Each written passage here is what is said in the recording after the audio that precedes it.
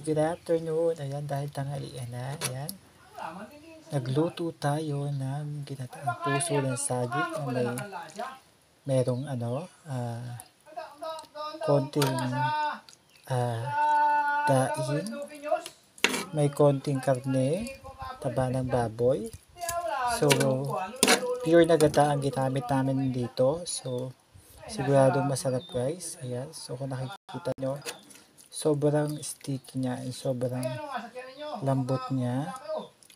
And medyo spicy ito guys. May konting sili. Ayan. So talagang lasang-lasa yung gata. Yung lapot ng gata guys. Ayan. So, yung mga mahilig sa ginataan dyan, masarap talaga. So, yung mga mahilig magluto dyan, alam ko makaka-relate kayo. Ang lutong probinsya ito guys. So, I hope sana magustuhan nyo guys. Ayan. Thank you so much for watching. Don't forget to follow, like, share, and comment para naman update kayo sa mga videos ko. Thank you!